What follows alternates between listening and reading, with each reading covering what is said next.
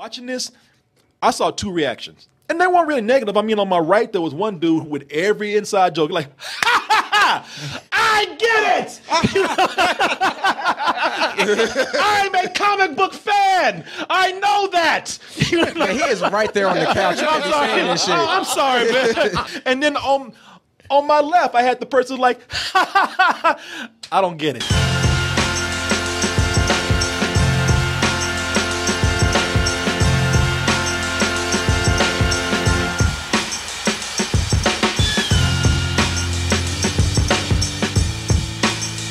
Tell you that these wonderful shows that we do here are supported in many ways, and one of the ways they are is by getting people to not only go over there to a certain place called dtmerch.com and buying our shirts, our backpacks, our caps, our beanies, our phone covers. We got gift certificates over there. Go over to doubletoaster.com and not only watch our live streams, but join them. You can do that. And you can do that in many ways, joining us. And first of all, you can try the service out 7 days for free. If you don't like it, hey, look, you know what? I understand, no hard feelings. Hey, keep that out. Don't give it back. Keep that audio. That's all yours. It's free all the time. Found on SoundCloud and iTunes. But you know something? I just have a feeling that once you get a little taste of it, taste of all that toasted goodness, you know what you're going to do. You're going to come back. And we will welcome you. We'll even have you up here on the show sometime. And once you do come back, you can join many ways, but I would use it. Your Amazon account, not Prime, just plain Amazon account. We have an Amazon Pay button. Put your username, put your password in there, press. Oh, whoa, shit, Martin, what had just happened to me? Oh, my God. Get them out. I just got to wipe myself real quick. Ooh, with a shirt from dtmerch.com. It's not only stylish, but it's absorbent. So when you get all that toasted goodness on yourself, you need to wipe yourself off. We got you covered. Deadpool 1, it was not a shock that it was going to be a hit. Mm-hmm. I mean, they've been trying to get that thing made for so long. A lot of people thought it could never be made. And when it finally was made, not only did they get it right, a lot of people said, but people had high expectations. Movie exceeded those for a modest $58 million, Martin. Mm-hmm. That's just spare change for the people up there in Hollywood. That's what happens when the creators have passion about what they're doing. Yeah, for a mere $58 million. That's nothing for them in Hollywood. That movie made, I think, worldwide, $744 million. Damn. Yeah. Jesus. So at that point, Ryan Reynolds, who had to fight and claw, he had to shed blood and tears to get that thing made. Leak footage. Yeah. Hollywood came back with the tears. Please, Ryan, please. Please, oh. can you just make one more Deadpool? And Ryan Reynolds said, I'll think about it. He thought for a couple of years, and you know what? He said, I'm not doing it for Hollywood. I'm doing it for the fans. I'm going to give them the gift of Deadpool 2, which is what we're talking about right here. And Deadpool 2, man, a lot of people have been enjoying not just the trailers they put out, but they've been making like mini movies about Deadpool. I know. Yeah, people are really getting their money's worth with this Deadpool right here, except for maybe the movie itself, which is finally here, and we see Deadpool returning. Deadpool's kind of a different man. He's still out there fighting crime, talking shit while he does it, but now he wants a baby. He wants to get a family started. He wants to do the right thing. And because he wants a baby, he's found this new love for kids out there. He's saying because this girl is telling him, you know something, kids, they make us better than what we really are. And so before he has the kids, he gets a little practice with a little psychotic mutant out there who wants to kill everybody. But Deadpool says, you know something, I don't worry about this kid. I want to be a father. Let me practice my skills and see if I can just talk him into being a caring person. He sounds like you. Yeah. You saw how it worked out for me. Yeah, the Deadpool Mentor Program. There you go. That's what he's in. Already got his practice with Megasonic Teenage Warhead and all that. He's good with kids. And the thing, though, that's really ruining his mentorship program is that there's a man from the future called Cable, and he said, look, you don't know that boy like I do. I come from the future, and he fucked it all up. Get out the way, let me do the world and the future a favor, and just let me kill this kid, and we ain't going to have no problem. But Deadpool says, man, I'm already attached. I already put some time in. I'm already feeling like a father. I can't let you do my son like this right now. And at that point, he has to take on Cable along with other villains, some we haven't even seen yet in the movie. Let's go ahead and take a look at the trailer here, and we will be back with our review. Sometimes you have to fight dirty. It lives up to the hype, plus. Stop it too. You killed it. Now, first of all, we're going to do a very spoiler-free review. I know y'all are very self-conscious about that. Some of y'all don't even want to know the title of this movie. Deadpool 2. 2? Fuck, man, shit. I didn't even know they were making another. I want to be surprised, man. I want to know today. And I want y'all to be patient because I know everybody out there, you know, what they want to hear is that this is the best movie ever made. They already have people online. I was telling somebody, I think it was you, Martin, yesterday, how there were headlines out there. Deadpool better than Infinity War. And I read the article, and it was like all these people who went to a pre-screening, and one guy in a tweet said, I think it's better than Infinity War. And then the headline, Deadpool better than Infinity War. Stop the presses. The people say. The people have spoken. Was that Ryan Reynolds? I think it's better. You know, people want this to be, they want it to be great, if not the best movie ever made. So I can say anything at any moment to trigger you, but I implore you to just bear with me because I have to say some things that are very fair, and I have to say some things that are a little bit, they might not be what you want to hear, but just bear with me for the moment. Now, interesting. Yeah, because a lot of people, because what happens is I already see what's going to happen here, and I'm not saying the movie's good or bad. You're just going to have to stick around and wait and see, but I can see it already on YouTube. You get about 5 minutes in, I'm not saying what you want to hear. Fuck these guys. Right. They don't know movies. Fuck these old motherfuckers. They don't know movies. Fuck critics. They can't enjoy film. I know how y'all are. Calm your ass down. Just wait. Because here's the first thing I'm going to say that y'all ain't going to like. Y'all remember those teasers out there, which were, as I said, kind of like short movies. Those funny skits that Deadpool gave us in preparation for the movie to come out. You know, little appetizers, if you will. All right, I'm gonna whack off again. That's right. That feels good. You know, I'm laughing hard at that. I'm going to tell you something. I think those teasers like that probably a little more clever than the movie. Fuck you, man. Shit. Calm down. Did you really just say that? I said it. He about to turn on you. I said it. Should I type it out for you? You know what? Okay, dude. Yes, I said it. Teaser funnier than the movie. That says teaser funnier than move. Move E. And by the way, you, Corey, and everybody else, fuck you. I said it. See, here's the thing. The first Deadpool, it was something that the superhero genre needed at the time. Yeah, absolutely. It was something where everybody was taking themselves a little bit seriously, and Deadpool came too seriously. Deadpool came right in and kicked DC in the nuts. And right when Marvel turned around and said, "Yeah, get him," Deadpool said, "Yeah, fuck you too." Deadpool came in and actually shook things up. Not only was it making fun of the industry, but it was also rated R, and it was hugely successful. So looking at this, you're getting that, but I'm not, I still think that the first one being the first one had just a little more punch to it. And you know something, and I give them, again, this is doing something where the impossible, they pretty much said that couldn't be done in these movies, which is, well, they said, man, Deadpool is cool, he's got a nice outfit.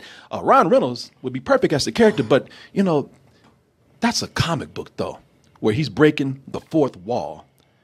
For a movie, that would just get a little bit annoying. Deadpool did it though. Sure did.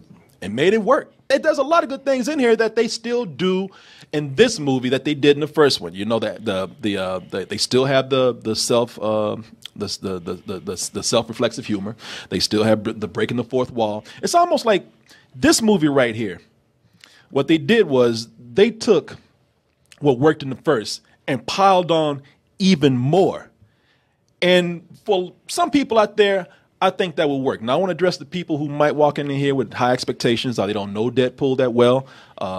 Maybe you saw bits and pieces of the movie on TV, and then you're walking into this one. I would say that for some, that might be a little bit too much because they've really amped up everything, the breaking the fourth wall, the humor that they did in there, the inside jokes that they do, which are even more inside here.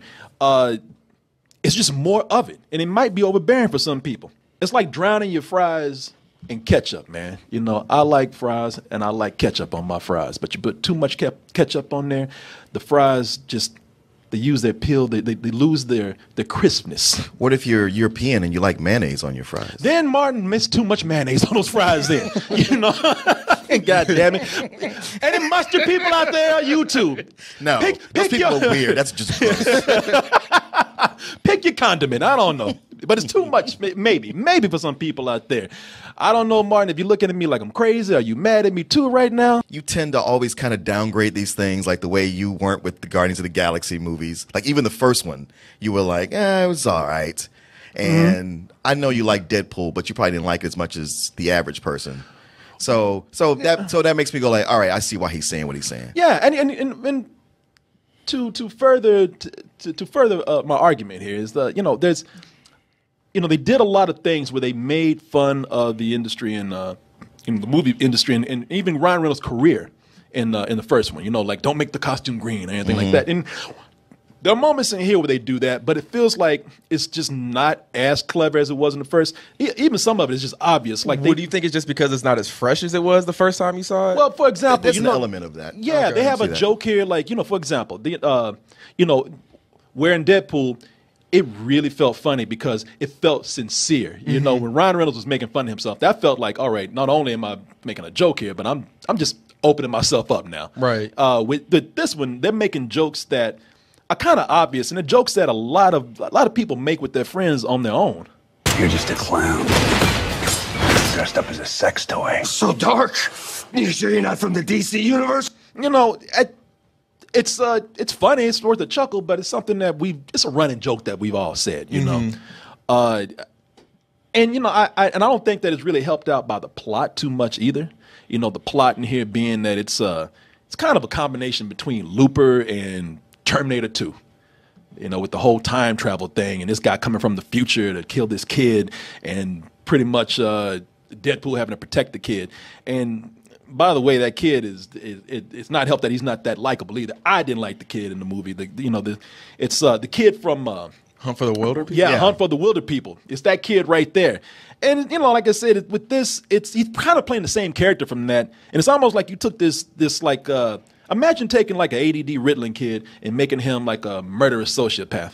And I don't think the kid is all that likable, especially since he's not doing something too different from what he did before. And Cable, to me, is not that great of a character. You know, it's just, again, he's just kind of a Terminator that just talks tough, very macho, and just grunts. What's the most pain you've ever felt? Maybe the kind that leaves you more machine than man. Wait, no. It's not, you know, even in the movie, Deadpool says, this character's lame, don't even try to look him up, don't try to understand it. And that's just in the comic books. Now imagine watching the character in a movie like this and it's like, all right, you know something, I don't think there's much shit that they can do. Well, they clean up his convoluted continuity in the comics and just keep it simple. Yeah, and like they, you know, he's very much straight up a comic book character, and at times they acknowledge that, and at times it's kind of like, all right, you know something, they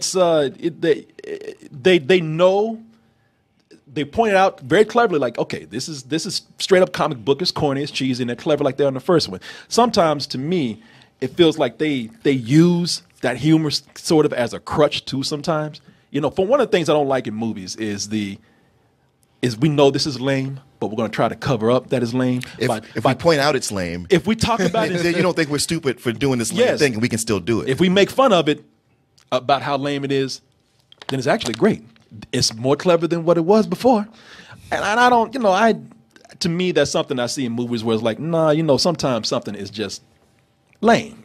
You know, no matter how much you try to cover it up, you know, no matter how much you try to spice it up. But that's me, though. But how did Josh Brolin play it, though? Because like we just praised him for being great as Thanos. Was he good here, or? Yeah, you know, Josh Brolin is great. You know, when looking at him in the movie, he plays a great straight man with Deadpool. You know, I do like that. You know, like I said, there are moments where it's just the humor between them is like, hey, look how cliche this character is. Isn't that funny? Your time's up, you dumb fuck. Well, that's just lazy writing. It's like, okay, no, it's lazy writing, and we didn't need a joke to cover that up. You know, but please stay with me. Believe it or not, I do have nice things to say. Yeah, don't sound like it.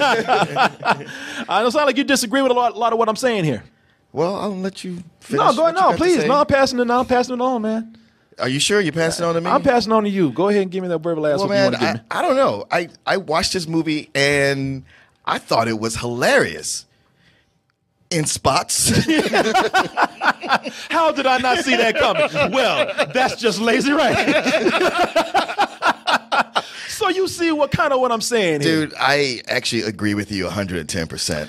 I feel like this right now, Martin. I feel like hugging your ass right now. I mean, the movie is funny. It's one of these movies where I laughed a lot, but it's not like the first Deadpool where I've seen it 6 times, and every time I watch it, I still catch some jokes I hadn't seen. Yeah. It's repetitive. Like the plot is really thin, and Josh Brolin, it's not that he's bad, but the character's written so one note. I can't believe they fought over casting that character, because they could have put anybody in there for all they did with him. Mm-hmm. And yeah, the whole thing with that kid, Deadpool falling, wanting to be the father of that kid, it just feels kind of convoluted because the kid's not that likable. And you don't get as much Vanessa this time, and she was such a big, not just that she was a big part of it, but it was good to have a female character that was written on his level. Mm-hmm. This is less of that. Yeah, you know, I do feel that way. They replace her with the kid. And you know something? I have a problem with these movies where they try to actually bring in a kid. It feels like like the last season of a sitcom before it's about to go out and bring a kid in. Cousin Oliver. Cousin Oliver. Raven Simone. Hey, how you doing? Yeah, exactly. But what I don't like is when you have a strong character, they got the character's not there all that much, as you said, as Vanessa here. But then they try to bring in not only a character because they got to have because the subplot requires it, but this kid he ends up being a plot device for Deadpool, where we have this character that's very morally ambiguous, and to the point where it might even be repulsive to some people, no matter how funny he is. But for the second movie, we want to get more people in and make this character a little more appealing. So we're going to bring this kid in here to give him morals, even though this character is still doing the same shit that he did before. Mm-hmm. It doesn't make him more of a better character, doesn't make him more of a moral character. It's just people looking at this kid and saying, oh, he has emotions for him. It's a cliched subplot. Mm-hmm. They have some things that they do in the movie where they take them to this big mutant camp called the Ice Block, and even then, it's a prison. Yeah, it's a prison. And the thing is, the movie gets kind of crazy and it gets kind of convoluted. But the moments that it really has a chance to be creative with that craziness, it kind of misses it. That was a moment to show all these mutant powers, like just all hell breaking loose with it.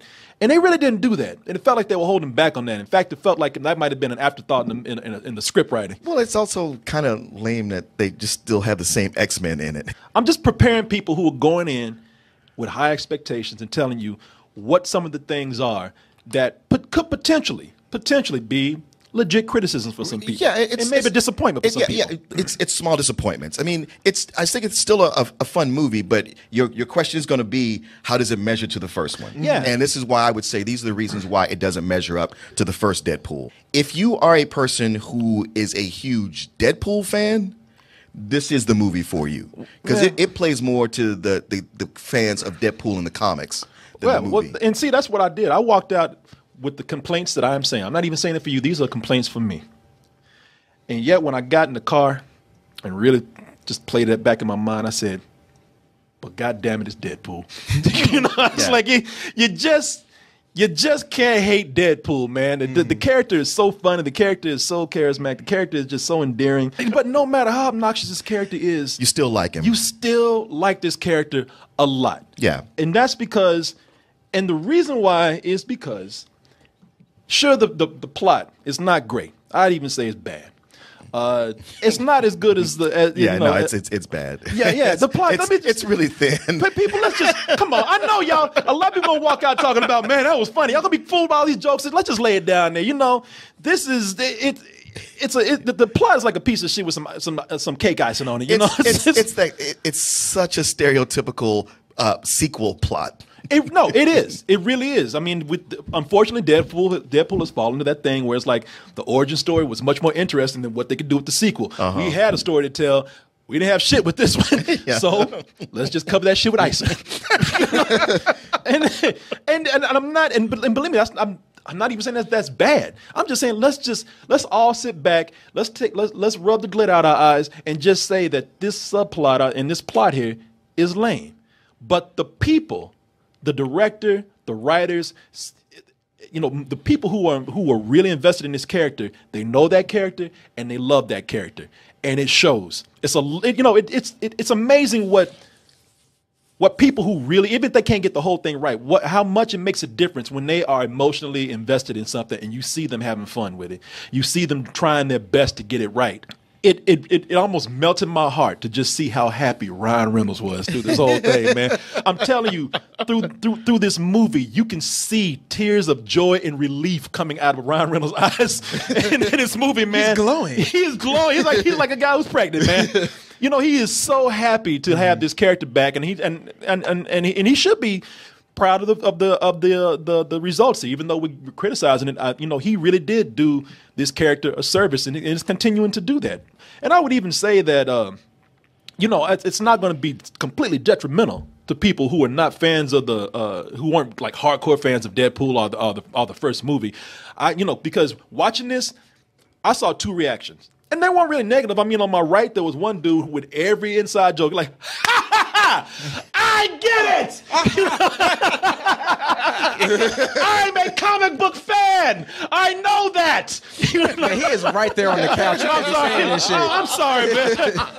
Chris Cox, ladies and gentlemen. Chris, shut the fuck up, Cox. Chris, put a Cox in your mouth. No. And then on my left, I had the person like, I don't get it, but they were still laughing. The person being my wife, actually, she saw it and she's like, I don't know shit, but yeah, she was like, I don't need to get all this stuff. It's funny, and that is the other most important thing about it is that there's a big asset to not taking yourself seriously, no matter how lame your plot is. It's funny. It is hilarious. I'm sitting up there. I was laughing out loud at so many things. Some of the Easter eggs that I got, yeah, that was great, man. But some things are just funny. I mean, Ryan Reynolds with this character, it was. I don't. This is the kind of thing that makes me like y'all nominate these, but this kind of thing that makes me believe in God. It's like what? Well, it's just like I don't even understand that statement. It was just like this character that was created in a comic book that was totally separate from this actor, and yet somehow fate was there for those two to be because this is his destiny. This is his destiny, man. He fought for this. He poured blood, sweat, and tears into getting this role and into acclimating everybody to what it's going to be about and selling it once he was doing the job. With that animated, I guess, proof of concept reel. Yeah. And but like he's just downright genius with this character. And not only that, I mean, all the promos for this movie, all those trailers we saw, the stuff he's been doing on social media, going to Hugh Jackman's dressing room or bedroom and taking photos. Oh yeah, crashing singing competitions in Japan for something. When he went to David Beckham's house. Yeah, I don't even think that was like a planned thing. I think he actually went to David Beckham's house and like, hey, David Beckham, like, what the fuck you doing here? It was like, dude, when do you sleep? Yeah, and take that costume off. And he wears that costume all the time, man. Yeah, those probably weren't even real promos. It's just him at home. That's what I'm saying, man. He's like a little kid who loves his Halloween costume. Yeah. Will you take that shit off? Kid, it's December now. Don't give a fuck. I'm keeping it on. Just take the picture. And we get it. You got Deadpool, Ryan Reynolds. You ain't got to apologize for Green Lantern no more. Stop. We forgive you. I know. No, I feel like he does. That movie was god awful. Corey's like, I'm still hurting. Yeah.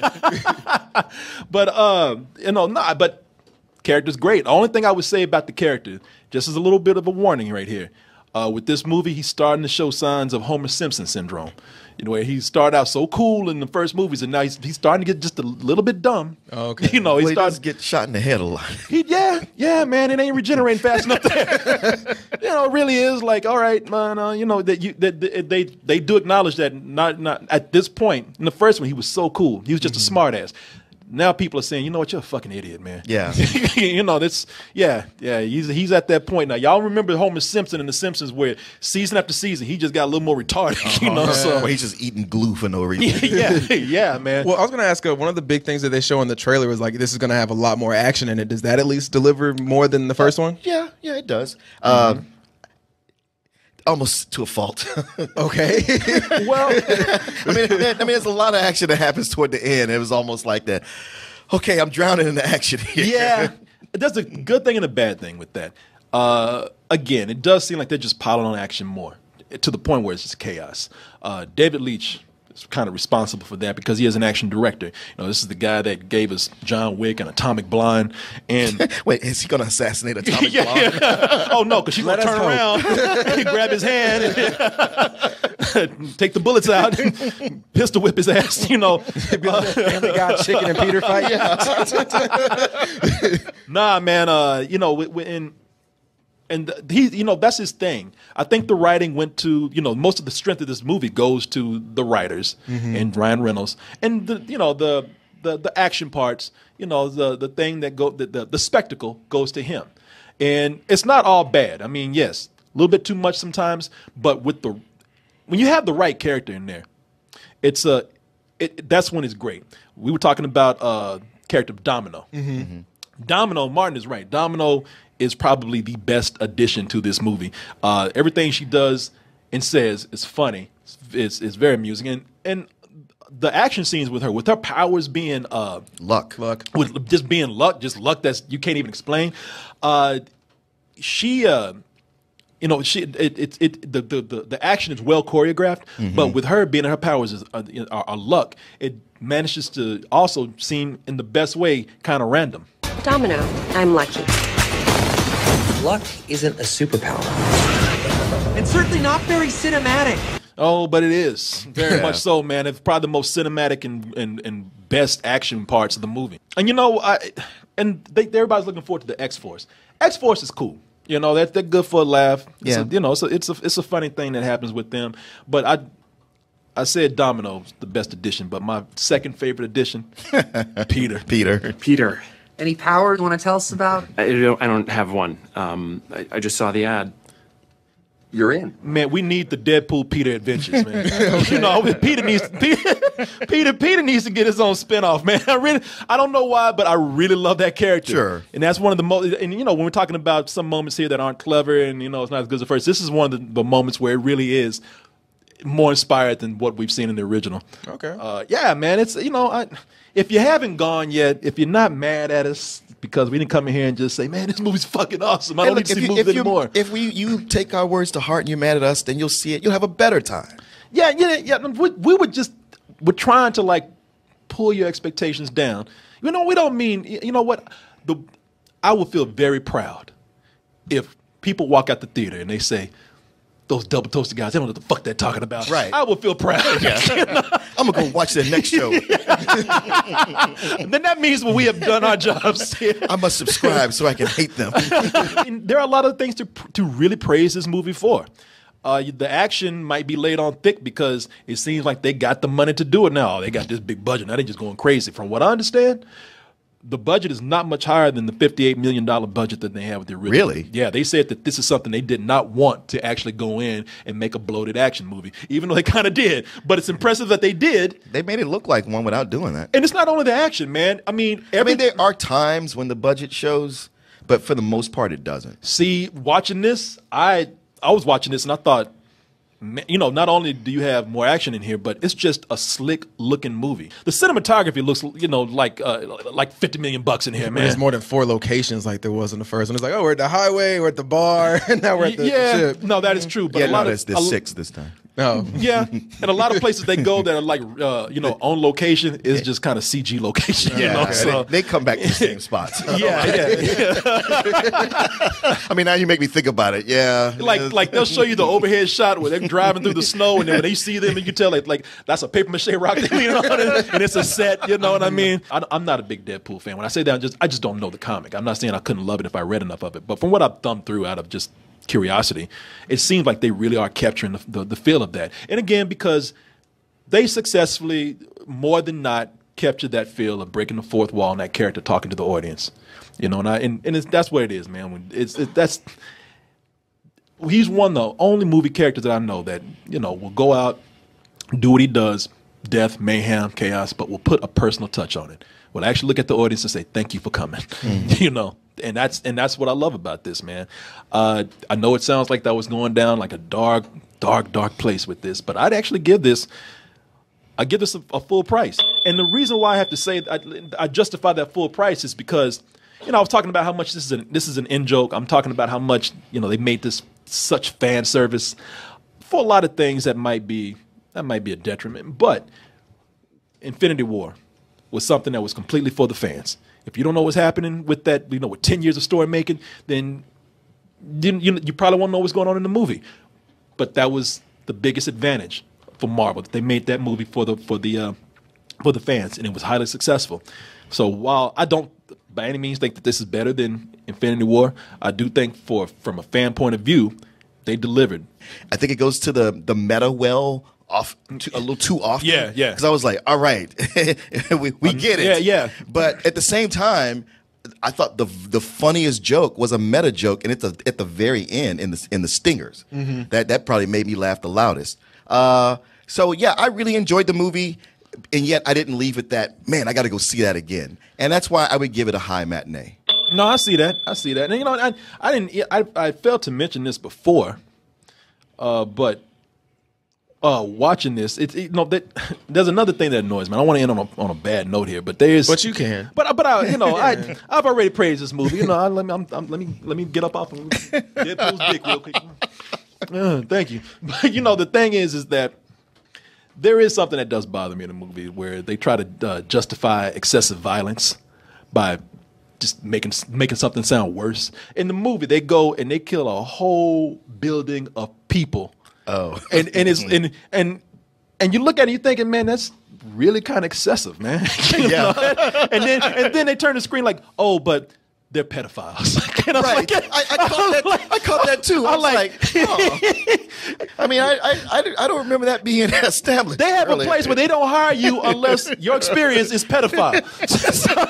Were you ever a Catholic priest? All right, then. Were you a Subway spokesman? Yeah. I was like, nah, man, you know, you don't get to do that. You just put that trigger word in there. Right. You know the way it is. Yeah. You tell anybody that, hey, man, I heard you a pedophile. No, man, I wasn't no pedophile, man. What are you talking about? And the rest of the room was like, ooh, he is. Right. You know, that's what they try to do here, where they're just all pedophiles. No, you can't just throw that word down and walk away, man. You know, but other than that, hey, it's good. You'll have fun. Go have a good time, you and your pedophiles. It's a good time. It's a good time. Yeah. By all means.